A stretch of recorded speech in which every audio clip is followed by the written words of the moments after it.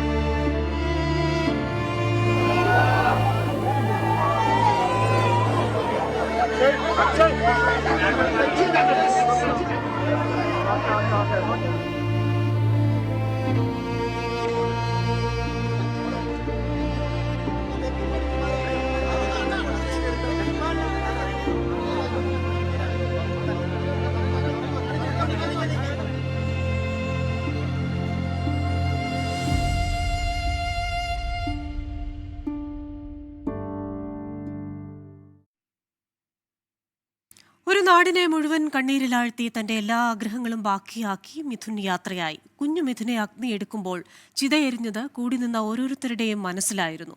കേരളക്കരയുടെ ആകെ വിങ്ങലായി ഷോക്കേറ്റ് മരിച്ച തേവലക്കര ബോയ്സ് ഹൈസ്കൂളിലെ 8ാം ക്ലാസ്സുകാരൻ.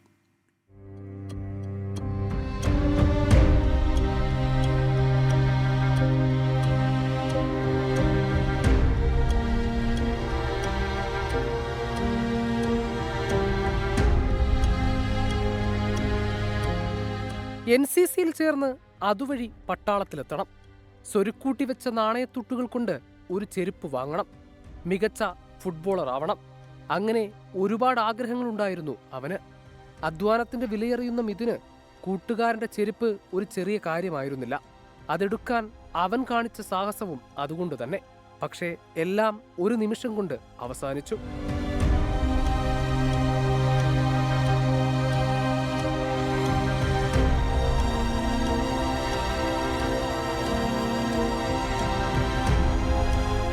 മണിക്കൂറുകൾ നീണ്ട വിലാപയാത്രയ്ക്ക് ശേഷം മൃതദേഹം വീട്ടിലെത്തിച്ചപ്പോൾ അവന്റെ പ്രിയപ്പെട്ടവരെല്ലാം ഉണ്ടായിരുന്നു. മിഥുനെത്തും മുൻപ് തന്നെ അവന്റെ പ്രിയപ്പെട്ട അച്ചമ്മ കുഴഞ്ഞു വീണു. സ്കൂൾ വിട്ടുവരുമ്പോഴേക്കും പലഹാരം കരുതി വെക്കണമെന്ന് പറഞ്ഞ് പോയവനാണ്. എങ്ങനെ സഹിക്കാൻ കഴിയും ചെറുമകന്റെ വേർപാട്?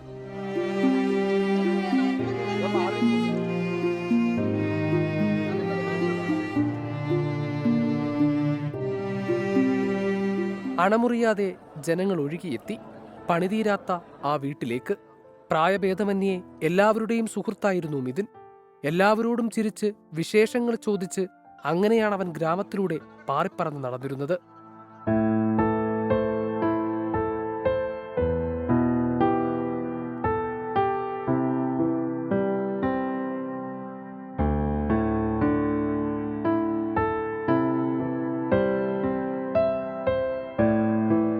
കണ്ണീർ തളം കെട്ടി നിന്ന ആ വീട്ടിലേക്ക് ഒടുവിൽ അമ്മ സുജയുമെത്തി. സഹിക്കാൻ കഴിയാത്ത കാഴ്ച.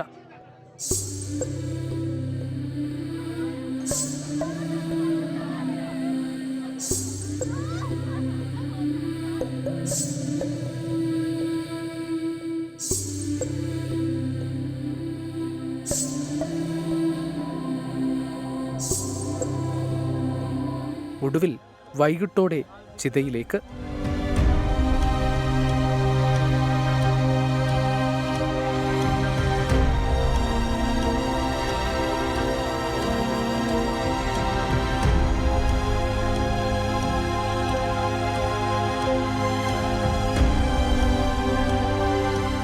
News desk 24. ഹൃദയഭേദകമായിരുന്നു മിഥുനെയും വഹിച്ചുള്ള വിലാപയാത്ര. റോഡിനിരുവശത്തും തേങ്ങലടക്കാനാകാതെ നൂറുകണക്കിന് ആളുകൾ. ആശുപത്രിയിൽ നിന്നും അവന്റെ പ്രിയപ്പെട്ട ഇടമായ തേവലക്കര ബോയ്സ് സ്കൂളിലേക്ക് ആംബുലൻസ് എത്തിയത് മണിക്കൂറുകളെടുത്താണ്.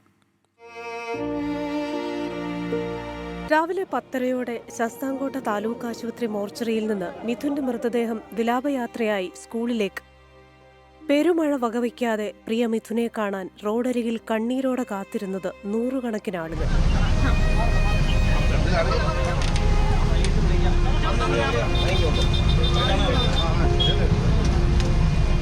നാടൊന്നാകെ ഒഴുകിയെത്തിയതോടെ തീരുമാനിച്ചതിലും വൈകിയാണ് വിലാപയാത്ര സ്കൂളിലെത്തിയത്. യൂണിഫോമും ബാഗുമില്ലാതെ അവസാനമായി അവൻ സ്കൂളിലെത്തി.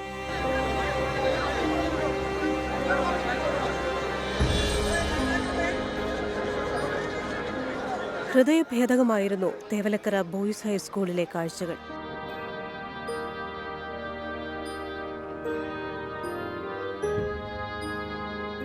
രണ്ടു ദിവസം മുൻപ് കളിച്ചിരിയുമായി ഒപ്പമുണ്ടായിരുന്ന മിഥുന്റെ ചേതനയറ്റ ശരീരം കണ്ട കൂട്ടുകാർ വിങ്ങിപ്പൊട്ടി. അവസാനമായി മിഥുൻ സ്കൂൾ മുറ്റത്തെത്തിയപ്പോൾ അധ്യാപകർക്കും തേങ്ങലടക്കാനായില്ല.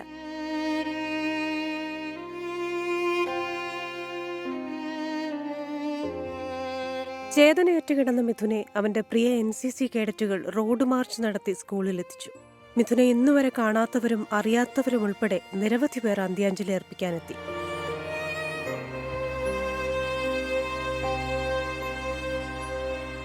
News desk 24. കടലുകൾക്കപ്പുറമിരുന്നാണ് മിഥുന്റെ വിയോഗം അമ്മ സുജ അറിയുന്നത്. മകനെ അവസാനമായി ഒരു നോക്ക് കാണാനെത്തിയ മണിക്കൂറുകൾ നീണ്ട യാത്ര വാക്കുകൾ കൊണ്ട് വിവരിക്കാൻ കഴിയില്ല ഒരമ്മയ്ക്കും. രാവിലെ ഇൻഡിഗോ വിമാനത്തിലാണ് സുജ നെടുമ്പാശ്ശേരിയിലെത്തിയത്. അതിവൈകാരിക നിമിഷങ്ങൾക്കാണ് വിമാനത്താവളം സാക്ഷ്യം വഹിച്ചത്. മക്കൾക്ക് മിഠായിയും പുത്തനുടുപ്പുകളുമൊക്കെയായി നാട്ടിലേക്കൊരു മടക്കം സ്വപ്നം കണ്ടാകും 4 മാസം മുൻപ് മിഥുനെയും സുജനെയും അച്ഛമ്മ മണിയമ്മയുടെ കയ്യിലേൽപ്പിച്ച് സുജ വിമാനം കയറിയിട്ടുണ്ടാവുക. തകർച്ചയുടെ വക്കിലെത്തിയ വീട്, പെരുകിയ കടം, പ്രാരാബ്ധങ്ങളുടെ നിഴൽ ഒരിക്കലും മക്കളുടെ മേൽ വീഴരുത് എന്ന പ്രതീക്ഷയിലാണ് അറബിയുടെ വീട്ടിൽ ജോലിക്ക് കയറിയത്. എന്നാൽ വിധി മറിച്ചായിരുന്നു. ചേതനയേറ്റ മകന്റെ മുന്നിലേക്കാണ് സുജയ്ക്ക് മടങ്ങേണ്ടി വന്നത്.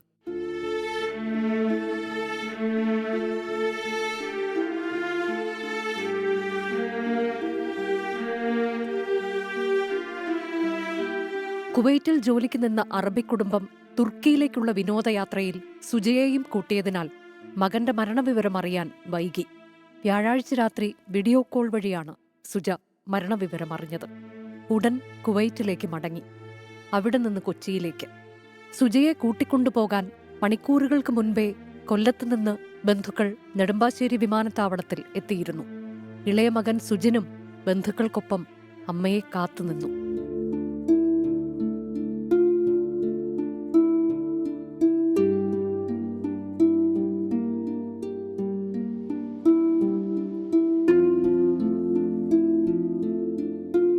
വിമാനമെത്തിയത് 9:10.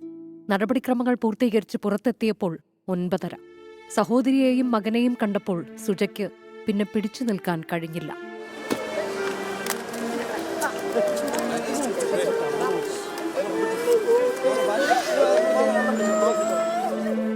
തടസ്സങ്ങൾ ഒഴിവാക്കാൻ വഴിനീളെ പോലീസ് സൗകര്യമൊരുക്കിയിരുന്നു. 2 മണിയോടെ സുജ മകനരികിലെത്തി. ചേതനയേറ്റ മകനെ അവസാനമായി ഒരു നോക്ക് കാണാൻ.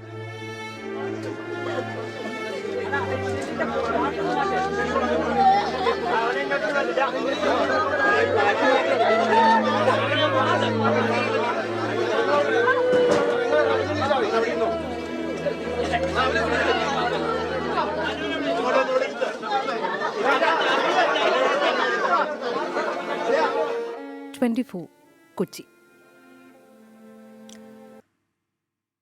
കൊല്ലം തേവലക്കര ബോയ്സ് ഹൈസ്കൂളിൽ വിദ്യാർത്ഥി ഷോക്കേറ്റ് മരിച്ചതിൽ കേസെടുക്കാൻ ദേശീയ മനുഷ്യാവകാശ കമ്മീഷൻ സംസ്ഥാന സർക്കാരിൽ നിന്ന് റിപ്പോർട്ട് തേടും. മാർഗനിർദ്ദേശങ്ങളുടെയും ചട്ടങ്ങളുടെയും ലംഘനമുണ്ടായെന്ന് ദേശീയ മനുഷ്യാവകാശ കമ്മീഷൻ അംഗം പ്രിയങ്ക് കനൂങ്ക 24നോട് പറഞ്ഞു. 8ാം ക്ലാസ് വിദ്യാർത്ഥി മിഥുൻ സ്കൂളിൽ ഷോക്കേറ്റ് മരിച്ചതിൽ അധികൃതർക്ക് ഗുരുതര വീഴ്ചയുണ്ടായെന്നാണ് ദേശീയ മനുഷ്യാവകാശ കമ്മീഷന്റെ വിലയിരുത്തൽ. സംഭവത്തിൽ സ്വമേധയാ കേസെടുക്കുമെന്നും ദേശീയ മനുഷ്യാവകാശ കമ്മീഷൻ അംഗം Priyank Kanoongo. And lodge an FIR under relevant section of Juvenile Justice Act and Bharatiya Nyaya Sanhita. We will be seeking a report from the Kerala State Government. ഉചിതമായ നടപടി സ്വീകരിക്കണമെന്നാവശ്യപ്പെട്ട അധികൃതർക്ക് നോട്ടീസ് അയക്കും. സുപ്രീം കോടതിയുടെ മാർഗനിർദ്ദേശങ്ങൾ അനുസരിച്ച് സ്കൂളുകളിൽ സുരക്ഷാ ഓഡിറ്റ് നടത്തണം. Prima facie, it seems to be a serious violation of the manuals, guidelines and the safety measures. Due to gravity of this issue, we are taking cognizance and issuing notice to relevant authorities. മിഥുന്റെ മരണത്തിൽ അധ്യാപകരുടെയും അപകട സമയത്ത് സ്കൂളിലുണ്ടായിരുന്ന വിദ്യാർത്ഥികളുടെയും മൊഴി Sasthamkotta police രേഖപ്പെടുത്തി. മിഥുന് വൈദ്യുതാഘാതം ഏറ്റെന്നറിഞ്ഞയുടൻ രക്ഷാപ്രവർത്തനം നടത്തിയെന്നാണ് അധ്യാപകരുടെ മൊഴി. 24 ഡൽഹി. കൂടുതൽ വാർത്തകളിലേക്ക്. ആലപ്പുഴ നൂറനാട് ആദിക്കാട്ടുകുളങ്ങരയിൽ അമ്മയെയും മക്കളെയും വീട്ടിൽ നിന്ന് ഇറക്കിവിട്ട സംഭവത്തിൽ കേസെടുത്ത police. CPIM Palamel local secretary നൌഷാദിനെ ഒന്നാം പ്രതിയാക്കിയാണ് നൂറനാട് പോലീസ് കേസെടുത്തത്. വിവരങ്ങളുമായി അശ്വിൻ പാലാഴി ചേരുകയാണ്. Ashwin, good evening. ഈ വാർത്തയിൽ ഒരു പോസിറ്റീവായിട്ടുള്ള നടപടി ഉണ്ടാകുന്നുവെന്ന് മനസ്സിലാക്കുന്നു. എന്തൊക്കെയാണ് വിശദാംശങ്ങൾ?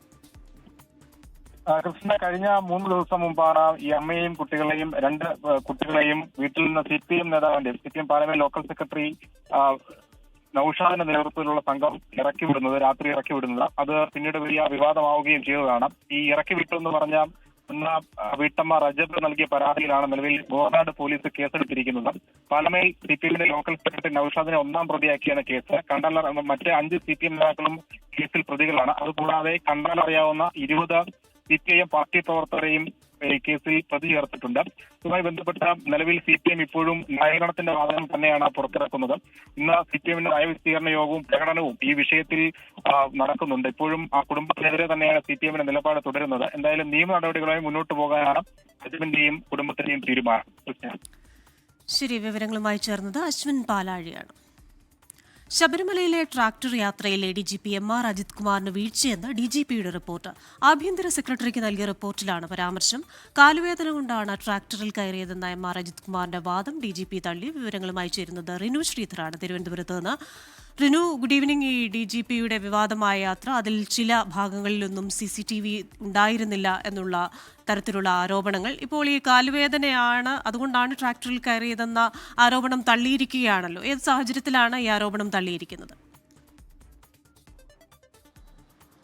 MR അജിത് കുമാറിന്റെ ശബരിമല ട്രാക്ടർ യാത്രാ വിവാദത്തിൽ DGP അദ്ദേഹത്തെ തള്ളിക്കൊണ്ടാണ് ആഭ്യന്തര സെക്രട്ടറിക്ക് റിപ്പോർട്ട് നൽകിയിരിക്കുന്നത്. ശബരിമലയിൽ ചില നിയമങ്ങളുണ്ട്. ആ നിയമങ്ങൾ എല്ലാവരും പാലിക്കാൻ ബാധ്യസ്ഥരാണ്. പക്ഷേ MR അജിത് കുമാർ അത് പാലിച്ചില്ല എന്നുള്ളതാണ്. 3 തവണ ശബരിമലയിലെ ചുമതലയുള്ള ഉദ്യോഗസ്ഥൻ കൂടിയായിരുന്നു അദ്ദേഹം. എന്നിട്ട് പോലും അദ്ദേഹം ഇത്തരമൊരു ചുമതലയിൽ ഉണ്ടായിരുന്നിട്ട് കൂടി ഇത് പാലിക്കാൻ ബാധ്യസ്ഥനായിട്ട് കൂടി അത് പാലിച്ചില്ല എന്നുള്ള കർശനമായിട്ടുള്ള ഒരു കാര്യം കൂടി റിപ്പോർട്ടിൽ പറയുന്നു. എന്തായാലും ഉന്നത പോലീസ് ഉദ്യോഗസ്ഥൻ, കാരണം ഈ ട്രാക്ടർ പോലും ഈ പോലീസിൻ്റെതാണ്, ആ ഡ്രൈവർക്കെതിരെയാണ് നിലവിൽ കേസ് ഉൾപ്പെടെ എടുത്തിട്ടുള്ളത്. പക്ഷേ എന്നിട്ട് പോലും ADGPയെ സംരക്ഷിക്കുന്ന നിലപാട് എടുത്തു എന്നുള്ളതാണ്. എന്തായാലും റിപ്പോർട്ടിൽ DGP ഇതെല്ലാം തന്നെ തള്ളുന്ന ഒരു സാഹചര്യമാണ് ഉണ്ടായത്. കാരണം ഈ വിശദീകരണം ചോദിച്ചപ്പോൾ പോലും ADGP MR അജിത് കുമാർ നൽകിയത് തനിക്ക് കാലുവേദന ഉണ്ടായിരുന്നു, ആ കാലുവേദന ഉണ്ടായിരുന്നത് കൊണ്ടാണ് താൻ ഈ ട്രാക്ടറിൽ യാത്ര ചെയ്തത് എന്നുള്ളതാണ്. പക്ഷേ അതെല്ലാം തന്നെ DGP തള്ളുന്ന ഒരു സാഹചര്യമാണ് ഉണ്ടായത്. കാലുവേദന ഉണ്ടെങ്കിൽ ആംബുലൻസിൽ പോകണം എന്നുള്ളതാണ് അദ്ദേഹം ഈ വിശദീകരണ കുറിപ്പിലും പറഞ്ഞിട്ടുള്ളത്. എന്തായാലും ഇദ്ദേഹത്തിൻ്റെ ഈ ഒരു വിശദീകരണം ഒന്നും തന്നെ കേൾക്കാത്ത ഒരു നിലപാട് തന്നെയാണ് DGPയും എടുത്തിരിക്കുന്നത്. അതെല്ലാം പൂർണ്ണമായി തള്ളിക്കൊണ്ടാണ് ആഭ്യന്തര സെക്രട്ടറിക്ക് റിപ്പോർട്ട് നൽകിയിരിക്കുന്നത്. എന്തായാലും ഹൈക്കോടതി പോലും ഈ കേസിൽ ഈ വിഷയത്തിൽ ഇടപെട്ടിരിക്കുന്ന ഒരു സാഹചര്യമാണുള്ളത്. 2 ദിവസത്തിനകം വീണ്ടും, അതായത് തിങ്കളാഴ്ച വീണ്ടും ഹൈക്കോടതി ഈ കേസ് പരിഗണിക്കുന്ന സാഹചര്യത്തിൽ സർക്കാർ ഈ നിലപാട് കൃത്യമായി തന്നെ കോടതിയെ അറിയിക്കുകയും ചെയ്യും. റിനു ശ്രീധറാണ് തിരുവനന്തപുരത്ത് നിന്ന് വിവരങ്ങൾ നൽകിയത്. സംസ്ഥാനത്ത് ഇന്നും നാളെയും അതിതീവ്ര മഴ തുടരുമെന്ന് കേന്ദ്ര കാലാവസ്ഥാ വകുപ്പിന്റെ മുന്നറിയിപ്പ്. മലപ്പുറം, കോഴിക്കോട്, വയനാട്, കണ്ണൂർ, കാസർഗോഡ് ജില്ലകളിൽ ഇന്ന് റെഡ് അലർട്ട് പ്രഖ്യാപിച്ചു. എറണാകുളം, ഇടുക്കി, തൃശൂർ, പാലക്കാട് ജില്ലകളിൽ ഓറഞ്ച് അലർട്ടാണ്. കണ്ണൂർ, കാസർഗോഡ് ജില്ലകളിൽ നാളെയും റെഡ് അലർട്ടുണ്ട്. കേരള, കർണാടക, ലക്ഷദ്വീപ് തീരങ്ങളിൽ മീൻപിടുത്തത്തിന് ഏർപ്പെടുത്തിയ വിലക്ക് തുടരും.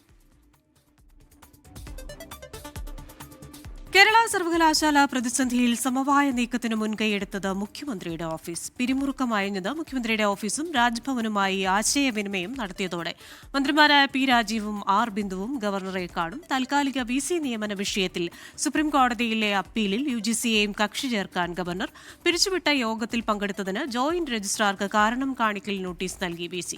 തിരുവനന്തപുരത്ത് നിന്ന് ചേരുന്നത് ശ്രീജിത്താണ്. Sreejith, good evening. എന്തായാലും ഈ കാര്യത്തിലൊരു സമവായമാകുന്നു. ഇനി ഗവർണറുടെ ഭാഗത്തു നിന്നുള്ള നീക്കങ്ങൾ എന്തായിരിക്കും? മന്ത്രിമാർ രാജ്ഭവനിൽ കൂടിക്കാഴ്ചയ്ക്ക് പോകുന്നുണ്ടല്ലോ. കൂടുതൽ വിവരങ്ങൾ എന്തൊക്കെയാണ്? Christina, good evening. സർവകലാശാല വിഷയങ്ങളിൽ രാജ്ഭവനും സർക്കാരും തമ്മിൽ സമവായത്തിൻ്റെ എത്തുന്നതിൻ്റെ സൂചനകൾ ഇന്നലെ തന്നെ ലഭ്യമായിരുന്നു. അതിൻ്റെ ഭാഗമായിട്ടുള്ള നീക്കങ്ങളും ഇന്നലെ നമ്മൾ കണ്ടു.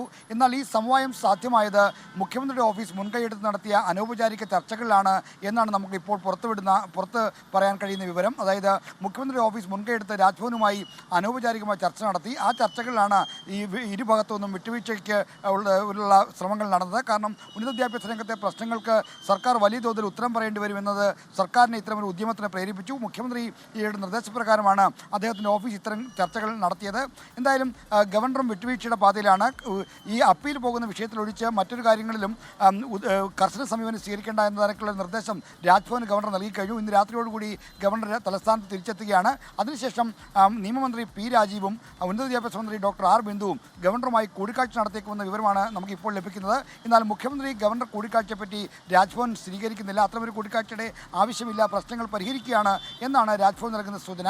സുപ്രീം കോടതിയിലെ അപ്പീലിൽ UGC കക്ഷി ചേർക്കാനുള്ള ശ്രമവും രാജ്ഭവൻ നടത്തുന്നുണ്ട്. കാരണം താൽക്കാലിക VC-ക്ക് സ്ഥിരം VC-യുടെ എല്ലാ ചുമതലകളും എല്ലാ അധികാരങ്ങളുമുണ്ട്. അപ്പോൾ UGC മാനദണ്ഡപ്രകാരം ആകേണ്ടതല്ലേ ഈ നിയമനം എന്ന കാര്യമാണ് അപ്പീലിലൂടെ ഗവർണർ ആരായാൻ ശ്രമിക്കുന്നത്. അതുവഴി UGC-യെ കേസിൽ കക്ഷി ചേർക്കാൻ കഴിയും എന്നാണ് രാജ്ഭവൻ പ്രതീക്ഷിക്കുന്നത്. ക്രിസ്റ്റീന. ഓക്കെ, കേരള സർവകലാശാലയിലെ ഭരണ പ്രതിസന്ധിയിൽ സമവായമായിരിക്കുന്നു. ആർ ശ്രീജിത്താണ് തിരുവനന്തപുരത്ത് നിന്ന് വിവരങ്ങൾ നൽകിയത്. കൂടുതൽ വാർത്തകളിലേക്ക്. ബില്ലുകൾക്ക് അനുമതി നൽകുന്നതുമായി ബന്ധപ്പെട്ട പ്രസിഡന്റ്സ് റഫറൻസ് സുപ്രീം കോടതി ചൊവ്വാഴ്ച പരിഗണിക്കും. ചീഫ് ജസ്റ്റിസ് BR ഗവായി അധ്യക്ഷനായ 5-അംഗ ബെഞ്ചാണ് വിഷയം പരിഗണിക്കുക. വിവരങ്ങളുമായി ചേരുന്നത് ഡൽഹിയിൽ നിന്ന് R അച്യുതനാണ്. ഗുഡ് ഈവനിംഗ് അച്യുതൻ, വിവരങ്ങൾ. Good evening Christina. അതായത് ഗവർണർക്കെതിരെ തമിഴ്നാട് സർക്കാർ നൽകിയ ഹർജിയിലായിരുന്നു ജസ്റ്റിസ് PB പർദിവാല ഉൾപ്പെട്ട 2-അംഗ ബെഞ്ച് ഗവർണർക്കും രാഷ്ട്രപതിക്കും നിയമസഭ പാസാക്കിയ ബില്ലുകളിൽ തീരുമാനമെടുക്കാൻ സമയപരിധി നിശ്ചയിച്ചുകൊണ്ടൊരു വിധി പ്രസ്താവിച്ചത്. ഇതിന് പിന്നാലെയായിരുന്നു രാഷ്ട്രപതി 14 ചോദ്യങ്ങൾ സുപ്രീം കോടതിക്ക് മുൻപിലൂടെ ഒരു പ്രത്യേകാധികാരം 143(1) വകുപ്പ് പ്രകാരം 14 ചോദ്യങ്ങൾ മുന്നോട്ട് വച്ചത്. അതിൽ പറയുന്നത് ആർട്ടിക്കിൾ 200 പ്രകാരം ഒരു നിയമസഭ പാസാക്കിയ ബിൽ അത് ഗവർണർമാർക്കോ അല്ലെങ്കിൽ രാഷ്ട്രപതിക്കോ ലഭിച്ചു കഴിഞ്ഞാൽ അതിലൊരു സമയപരിധി ഭരണഘടന നിർദ്ദേശിക്കുന്നില്ല. അത് സുപ്രീം കോടതിക്ക് നിർവചിക്കാനാകുമോ എന്നതുൾപ്പെടെയുള്ള പ്രധാന ചോദ്യങ്ങളാണ് ഉന്നയിച്ചത്. ഈ പ്രസിഡന്റ്സ് റഫറൻസ് ആണ് ഇപ്പോൾ സുപ്രീം കോടതിയുടെ ഭരണഘടനാ ബെഞ്ച് പരിഗണിക്കാനായി ഒരുങ്ങുന്നത്. വരുന്ന ചൊവ്വാഴ്ച ചീഫ് ജസ്റ്റിസ് BR ഗവായി അധ്യക്ഷനായ ഭരണഘടനാ ബെഞ്ചായിരിക്കും ഈ പ്രസിഡന്റ്സ് റഫറൻസ് പരിശോധിക്കുക. നിലവിലെ രാഷ്ട്രപതി മുന്നോട്ട് വച്ച 14 ചോദ്യങ്ങളുമായി ബന്ധപ്പെട്ട കാര്യങ്ങൾ പരിശോധിച്ച് അതിലൊരു തീരുമാനം ഭരണഘടനാ ബെഞ്ച് സ്വീകരിക്കും. ക്രിസ്റ്റീന. ശരി, പ്രസിഡൻഷ്യൽ റഫറൻസുമായി ബന്ധപ്പെട്ട ഹർജി സുപ്രീം കോടതി പരിഗണിക്കും. ഡൽഹിയിൽ നിന്ന് വിവരങ്ങൾ നൽകുകയായിരുന്നു അച്യുതൻ. ഏത് രാഷ്ട്രീയ പാർട്ടിയിലായാലും മികച്ച ഇന്ത്യയെ നിർമ്മിക്കുവാൻ ബാധ്യസ്ഥരാണെന്ന് ഡോക്ടർ ശശി തരൂർ MP. സർക്കാരിനെയും സൈന്യത്തെയും പിന്തുണച്ചതിന്റെ പേരിൽ തനിക്കെതിരെ വിമർശനമുണ്ടായി. ആദ്യം രാജ്യം, പിന്നെ പാർട്ടി. പ്രതിസന്ധി ഘട്ടത്തിൽ എല്ലാവരും ചെയ്യേണ്ടതാണ് താൻ ചെയ്തതെന്നും ഡോക്ടർ ശശി തരൂർ പറഞ്ഞു. Which is your first loyalty? To my mind, the nation comes first. Parties are a means of making the nation better. So to my mind, whichever party you belong to, the objective of that party is to create a better India in its own way. Now, parties have every right to disagree about the best way of doing that, the best way of making a better India. As you know, if you're following the news, a lot of people have been very critical of me because of the stand I've taken supporting our armed forces and our government on what happened recently in our country and on our borders. But I will stand my ground because I believe this is the right thing for the country. വാർത്താസന്ധ്യ പൂർണ്ണമാവുകയാണ്. ഇനി കാണാം പൊതുജനം കഴുതയല്ല sir. Gokul Ravi എത്തും. നമസ്കാരം.